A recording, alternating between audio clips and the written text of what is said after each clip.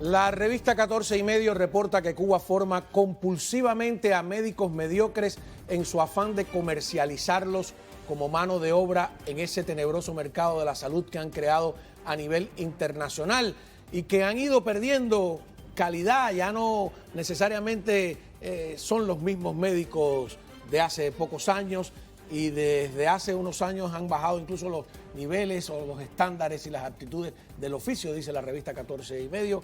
Ayer la doctora Joana Arronte Cuellar tuvo el coraje moral de declarar que las misiones eran utilizados en labores políticas. Hoy continuamos conversando con ella. Muchísimas gracias por regresar a nuestra mesa, porque nos quedamos, como digo, en ascuas.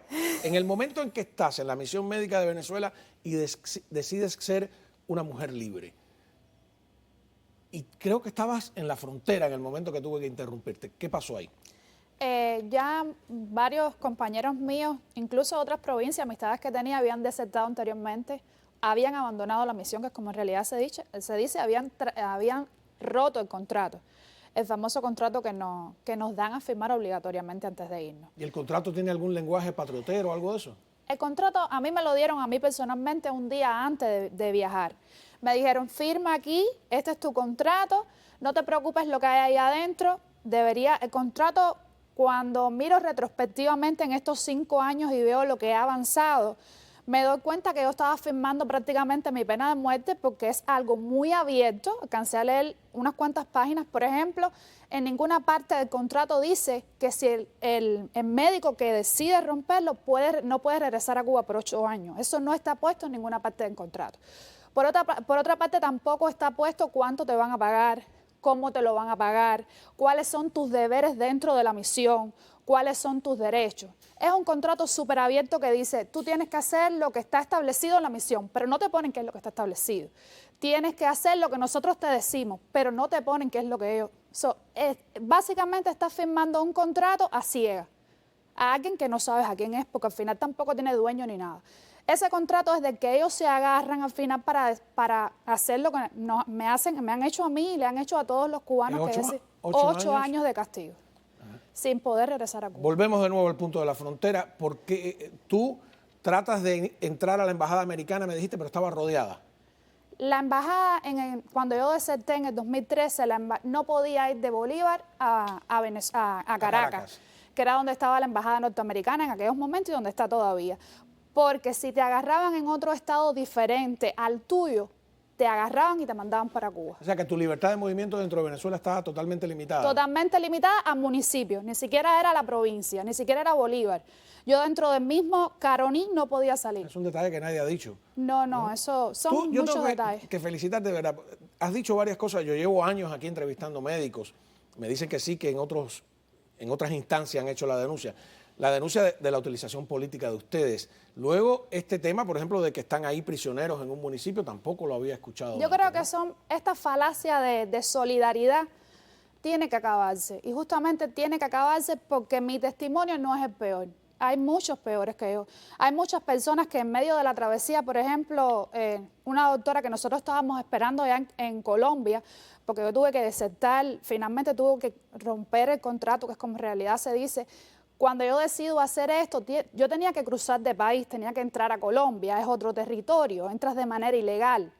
Hay muchas doctoras que durante ese camino no llegaron. Hay doctoras que la policía venezolana las agarró, igual la policía colombiana. Hay doctoras que tienen testimonios desgarradores de cosas que le pasaron, que no es mi caso.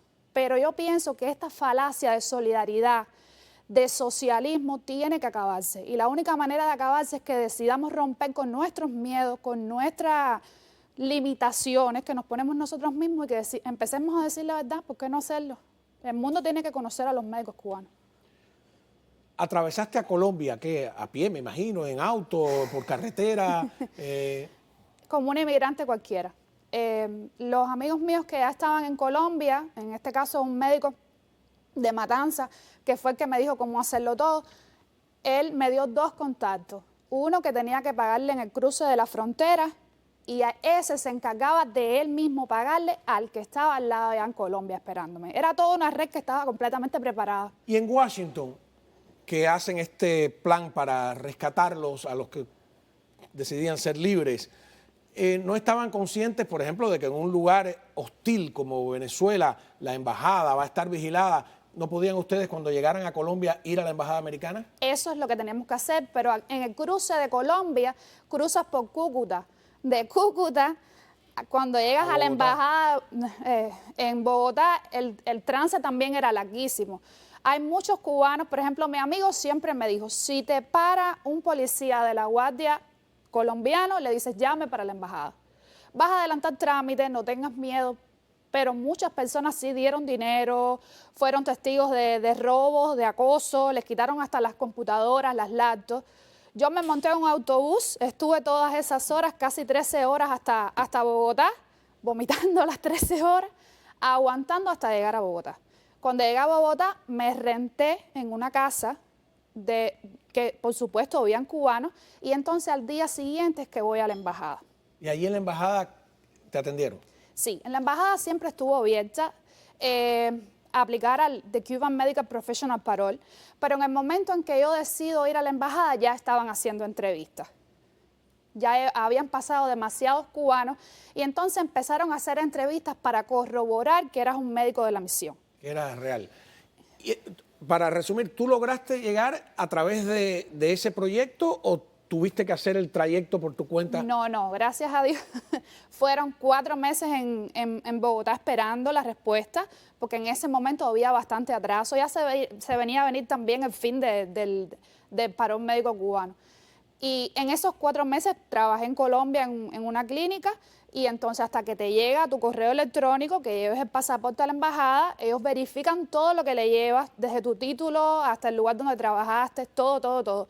La embajada de Estados Unidos se encarga de acceder a todo lo que, las pruebas que en realidad te pedían, que era el pasaporte, en qué parte de la misión estabas, hojas de cargo de los pacientes que viste. Tenías que proveerle todos los datos que en realidad fueras médico. Eso fue hace 8 años. ¿Cuánto? Hace 5 años. Hace 5 años. Y me dijiste ayer que hoy eres una mujer distinta a la de hace 5 años. ¿En qué? En todo. Yo vengo de una familia comunista. Recuerdo que una de las primeras cosas que me escribió mi papá cuando yo estaba aquí, entre otras cosas, fue como que por qué había tomado la decisión. Ay, disculpa. Y yo decidí empezar a hablar porque te empiezas a ver que la realidad... Ay, discúlpame. ¿Tu padre sigue en Cuba? Sí, él está en Cuba. ¿Ha cambiado tu padre también? Un poco, no tanto, pero sí un poco. ¿Tu mamá? Mi mamá también, los dos están en Cuba. ¿Tienes más hermanos? Sí, tengo 3. Tengo 3.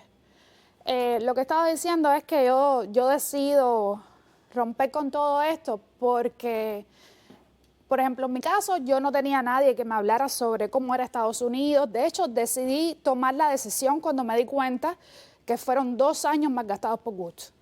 Fueron 2 años de trabajo, fueron 2 años en que yo llegué el primer año a mi casa, después de 1 año, y pesaba 90 libras de trabajar.